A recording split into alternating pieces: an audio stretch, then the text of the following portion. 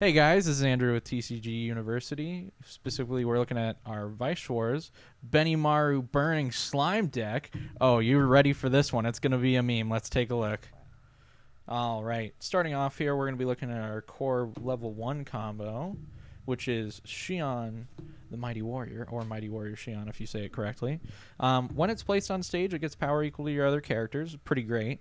And then on top of that, we have a Climax Combo. When it reverses, you get to search your deck for one character. So this deck, I would say, is not the main core, or this combo is not the main core of the deck. But for what we're wanting to do, it's going to do exactly what we need. Because the main core of the deck, and where the meme kicks in, is really with our 2-1 combo. That's right, our 2-1 combo. What this Shizu does is it says when it's placed on stage, you get power equal to other characters. Great, same thing as your Xion. But the Climax combo is what we want. Now what this does is it says when this card's battle opponent becomes reversed, pay 1. Take a card in their waiting room and put it into their memory.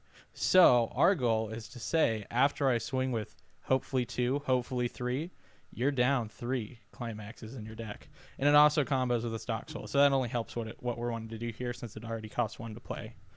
On top of that, and to ensure that we get our reverses, we play our Shared Journey Rimroo. When this card, or when one of your other characters reverses the opponent in battle, you get to assign 2,000 power, and by doing that, we're getting reverses.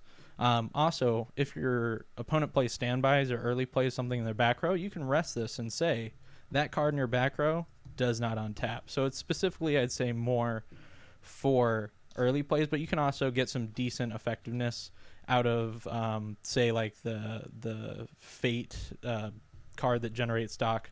That's definitely one that you could target with that, since that can be early played. And then going into that, yes, we have a third combo because we play 4-2-2 for our climaxes.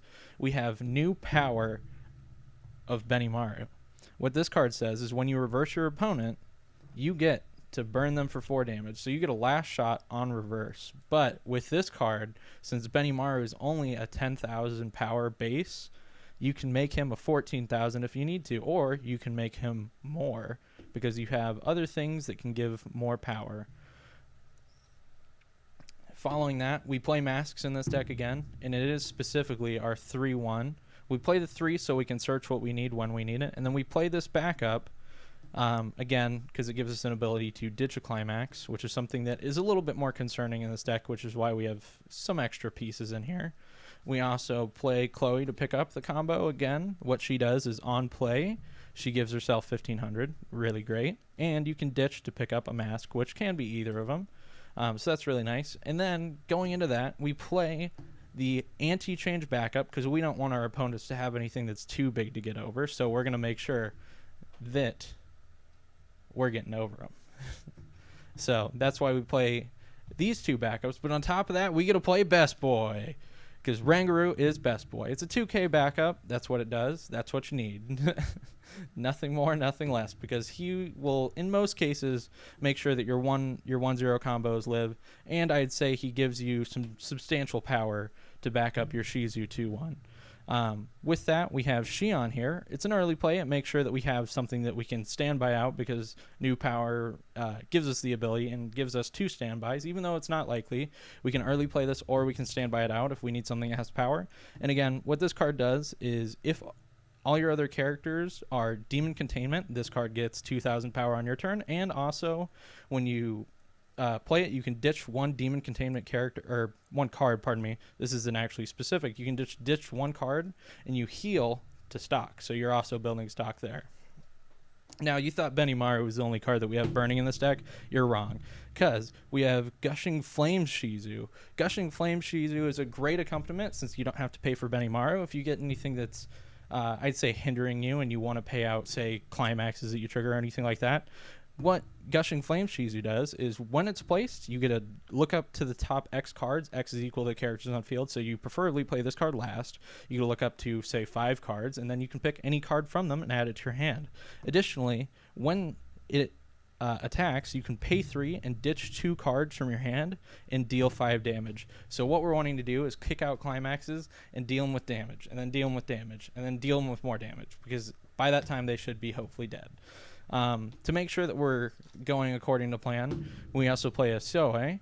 What he does is he says, on play, you can pay an additional 1, pick up a climax. Pick up what you need. Pick up what you need, because we play 3 climaxes, and we need everything we can get. And then, additionally with that, I believe he heals. Or no, he gives power. That's what it is. He gives 500 when he attacks to one of your other characters for each character you have on the field. We do play a promo in this deck, which is exciting because it's the only promo that I've found use for. What this card says is it gives a level assist, so it gives X power. X is equal to the level of the card that's in front of it, and that's to all characters in front of this card. And then on top of this, when it's placed, you can reveal the top card of your deck. If it's level 1 or higher, you put it into stock, which is something which I'd say this deck is struggling the most with, is stock management. If you have the ability to, I would definitely recommend playing Demon Lord Rammus, because she also helps with compressing your deck to make sure that you're taking as little damage as possible, which is another thing that we have with the masks, is making sure that we at least maintain some level of compression. Following that, we also play another Benimaru, which is actually a really interesting card that I want to find more uses for. What this card says is when a climax is placed into your climax area, you get to assign 1,000 power. And then also, when one of your characters becomes reversed in battle, you get to assign another 1,000 power. Or if 2 of your characters go reversed, you get to assign another 1,000 power. So you theoretically can make sure that something survives with that. And it's something that I like to do with our level 1-0 combo, since it's only 4-5 on the opponent's turn, but we also, again, play backups to make sure it can survive, or at least we can keep something on board. Following that, we have another Rimroo. This card says when it's placed on stage, mill the top 2 cards of your deck. Your opponent gets minus 1,000 power for each climax among those cards. On top of that, it has the ability, when it becomes reversed in battle, pay 1, put this into your clock, look at the top 3 cards of your deck, and add one of those cards to your hand.